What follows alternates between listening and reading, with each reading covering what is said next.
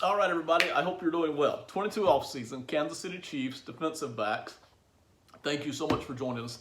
This is part 2 of a video. I literally just did finish a defensive backs video for the Kansas City Chiefs. If you're watching this one, you probably be better to go back and watch the first one.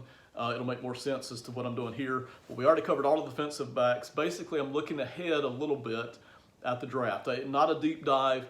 This is just kind of looking ahead a little bit in keeping the secondary in mind and about what I think I might do. Okay, so if you let go of Tyrann Mathieu, which we kind of sort of leaned in favor of, and if you sign Charvarius Ward, I think, and I'm going to cover just a touch of free agency here, okay, just a touch, because again, there's so many moving parts here for the Chiefs this year. There's so many moving parts.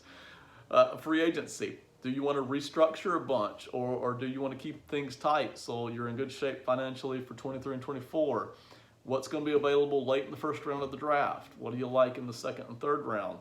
Do you re-sign Mathieu? Do you re-sign Ward? Do you let them both go? Do you want to sign Orlando Brown and that starts to take money away from your secondary? There's so much to keep in mind here this year that you really didn't have in the past few seasons. But let's assume Tyrann Mathieu is gone. Let's assume Charvarius Ward is back at the price of, say, $8 million a season. That would give you Ward at defensive back, Fenton at defensive back, Snead at either safety or defensive back, and that would give you Thornhill at defensive back. That's 4 quality starters right there. Not great, they're not going to dominate, but 4 quality starters right there. That really helps you out a lot moving through this offseason. It gives you the luxury of going for a cheap free agent or going for an expensive free agent, maybe restructure a little bit to get your expensive free agent in. Or let's just forget free agency for the secondary and let's move to the draft.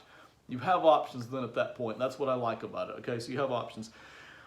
One interesting question in all of this: how big is the departure of Sam Madison? Position coaches get no attention at all, ever.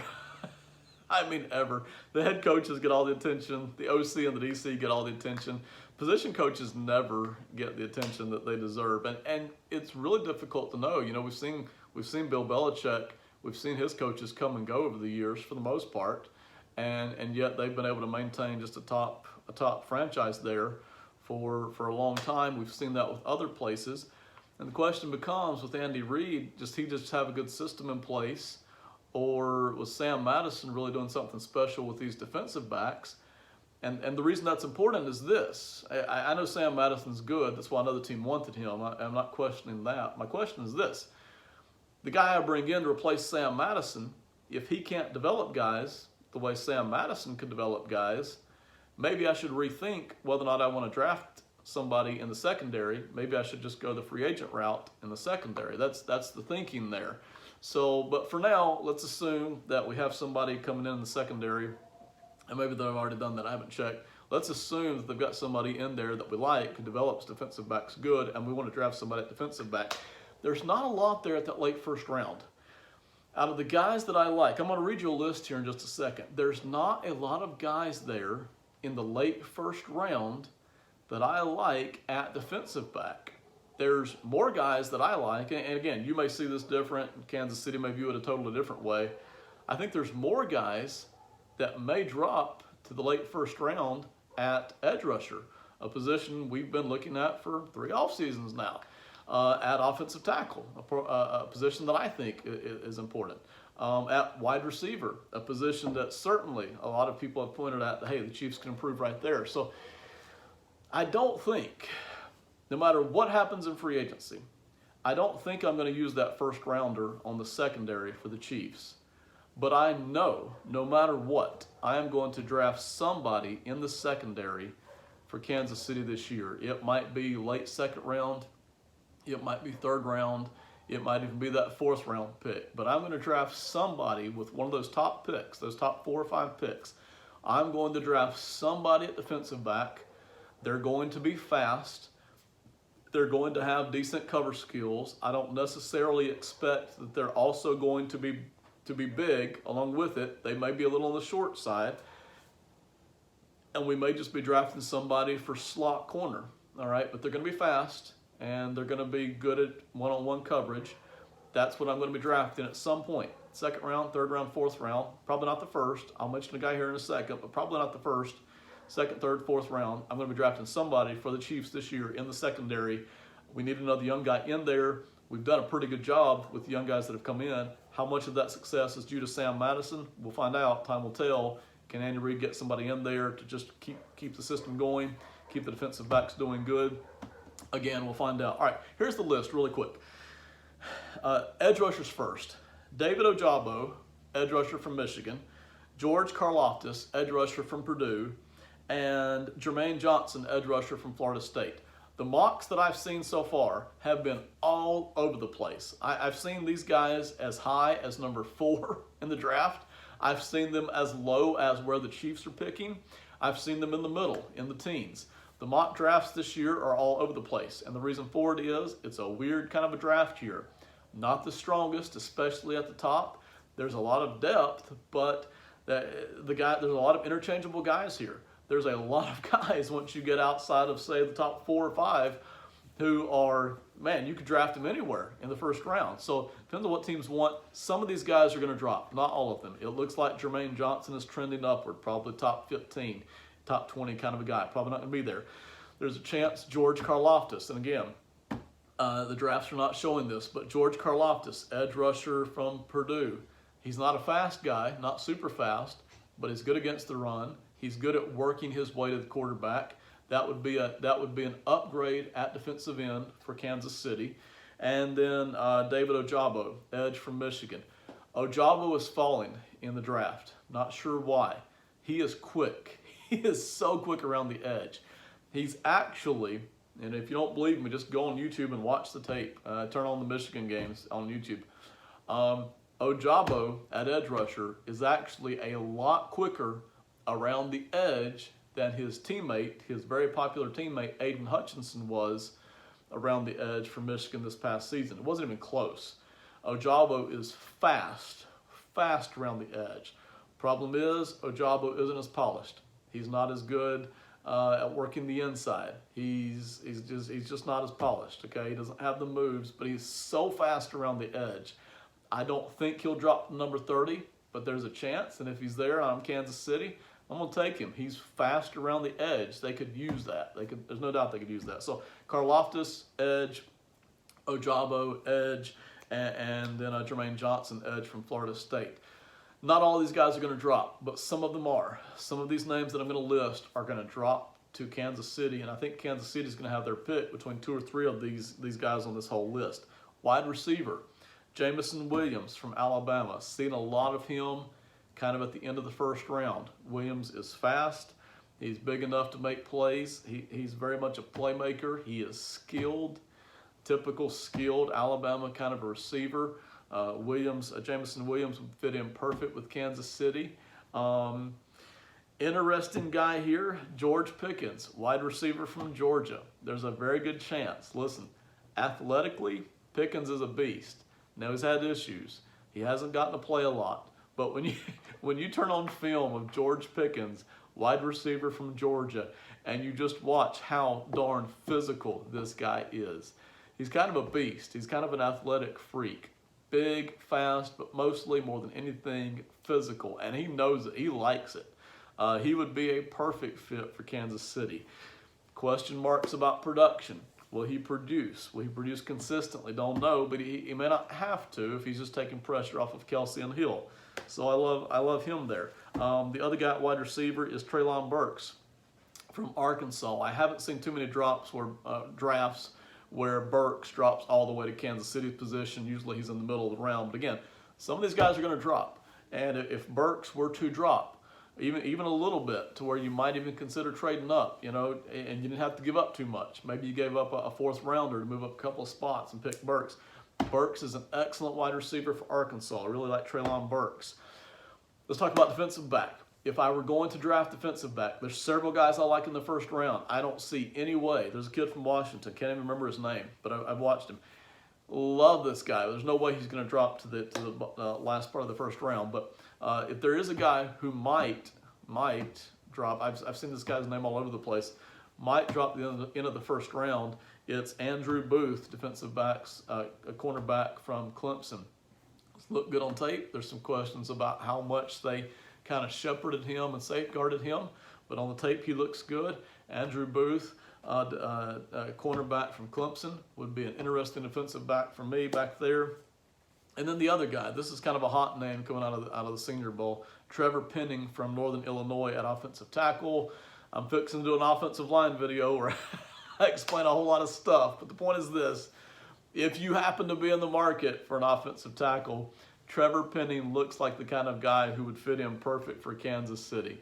He's got a mean, nasty attitude, and I personally think Kansas City could use a couple more guys with mean, nasty attitudes and a little bit of pepper to mix in the salt, okay? And Penning, Trevor Penning, tackle from Illinois, Northern Illinois, is the kind of guy who does that, all right? Kind of a vicious fighter kind of guy. I think he would be a good fit. Now, shutdown tackle, he's not, okay? He's not going to shut down the passing game or the running game, but he's balanced, he's good, he's competitive, he's got the skill set, he's got the abilities, he's got the fight. And I think that would go very well with those three interior offensive linemen that Kansas City already has, with Tooney and with Creed Humphrey at center and with Trey Smith over there at right guard. I really think that Trevor Penning from Northern Illinois would be an excellent fit to go along with those three guys as well. So I'm definitely drafting a defensive back here. And again, we're coming at this from the angle of the secondary, but it's probably not going to be that first round pick. I think at first round pick, I think you're probably looking at, for me, offensive tackle, or more likely defensive end or wide receiver. Let me know what you guys think. As I have time, I will do more. We'll dive more into the draft in the future, but that's kind of what we're looking at so far. I want to wrap it up with this. If I'm putting together a plan, and again, I'm not even convinced that this is what I want to do, but this is something that is feasible that would work. Let's say I want to go the cheap route for the secondary. Let's say I want to take my money and I want to spend it in other places, and I don't do anything heavy in free agency in the secondary. My plan is this: I take L'Jarius Sneed and I move him to safety. I have Juan Thornhill already entrenched at safety, and those two guys are sitting back there as quality safeties. Not shutdowns, but quality. I have Rashad Fenton. He can go anywhere, but I'm going to keep him out there covering the big defensive backs. He really seemed to enjoy it. Fenton really seemed to enjoy himself this past season, even though he was getting tasked with guarding a lot of big, good wide receivers last year. I move him out there. I re-signed Charvarius Ward for hopefully $8 million a season, hopefully a 3-year deal. I put him out there at the other defensive back spot. That gives me 4 quality starters. I'm going to draft somebody. It will probably be in rounds 2, 3, or 4. I'm going to draft somebody who's quick and mobile. I'm going to put them at slot corner, and those are my 5 starters. And then, and this is the kicker, and this is interesting. Some of y'all may hate this, some of y'all may love this, but there's a guy out there named Steven Nelson who I think is available in free agency. Was with Kansas City 3 years ago. And the Chiefs had to make a huge decision about whether to resign him or let him go. And they let him go. And I think it turned out to be the best decision. He signed the deal with the Steelers. He wasn't horrible with the Steelers, but he wasn't the shutdown guy that they hoped he was going to develop into. And so after 2 seasons, they let him go. Nelson last year played for the Eagles, I think a 1-year deal at $3 million a season, something like that. Very low cap hit. Again, if we're trying to put together a secondary that is just good, solid, competitive, and has some depth, I'm interested in signing Steven Nelson at a 1-year, 2-year deal, $3 million a season, $4 million a season, something like that. Will other teams up the ante and bid more on him? It may be, but they didn't last year. So I think you can get Nelson back in there for cheap. Nelson's, I think, 29 years old, so he's not young anymore, but he's been decent at defensive back. Has he been great? No. Has he gotten burned a couple of times? Yes. But again, we're not asking him to do a lot. We're putting him in here for quality depth. This is a lot better than you'll get out of somebody in the 7th round or somebody who's an undrafted free agent. A lot better than you're likely to get percentage-wise. So bringing Nelson in, so that would be Snead safety, Thornhill safety, Charvarius Ward with a new contract defensive back, Rashad Fenton at defensive cornerback, and then a draft guy as slot cornerback, and then you bring Nelson in as depth, and man, he can play anywhere on those big receivers. It gives you a good solid secondary, and without not a whole lot of money tied up. That would be something to the effect of $20 million for about 6 guys. That's a pretty good deal for a decent competitive secondary that goes 6 deep. And then if you want to, you could also bring back Mike Hughes, who would be basically your 7th guy at the secondary position. And I think that puts you in a pretty good position for next season. Just looking at that, if I were going to go a cheap route. Some of you are saying, Ben, I don't want to go the cheap route. I want to go the free agent route. Okay, well, there's guys out there. You know, I forget. I think it's J.C. Jackson or something like that. Matt Connor mentioned him in his article. You should go read it. Or mentioned him on Twitter for the Patriots. Yeah, listen, if you want to go sign a guy who's 25, 26 years old and make a lot of money and lock up the secondary, I'm okay with that. I understand. It eliminates a lot of questions when you do that. My only, and this has ticked me off a couple of times with Kansas City, if I'm going to pay a guy, if I'm going to pay somebody, it's going to be somebody that I know has already produced at a high level for several seasons. Not somebody who's young and I hope produces at a higher level, who I already saw him do a little bit when he was 25 years old with some other team. Kansas City's already done that twice, and I've hated it twice, and I hope they don't ever do that again, okay? If you're going to hand a lot of money to somebody, make sure it's somebody who's performing at a high level, like Chris Jones or Patrick Mahomes. Nothing irritates me more than seeing money spent on somebody, a ton of money spent, a boatload of money spent on somebody who's just average at their position, and they have some major blemish or flaw in their game that they struggle with, or maybe they're just not even average. That irritates me to no end. So I guess I'm done fussing about that for today. But yeah, I have no problem if Kansas City wants to try to put somebody in there in the secondary who's been proven, give them a large contract. Again, if they're 26 years old and they've proven it for the past 2 or 3 seasons that they are a high-level performer, totally understand that as well. All right, I think I've covered enough here for today. Next week or next video, I'll probably hit the offensive line. I think that's the last major thing I haven't covered. But this is part 2 of the video on defensive backs. Thank you very much. Again, if I don't respond to your comments, I'm not trying to ignore you, but I just stay so busy that my choices are either I produce content or I sit down and I respond to comments. So I apologize for not responding to comments ever or a couple months late, but by all means post them. Other people will see them. Other people will get a chance to read them and respond to them. Thank you so much for watching. We will see you next time. Have a great one. Bye.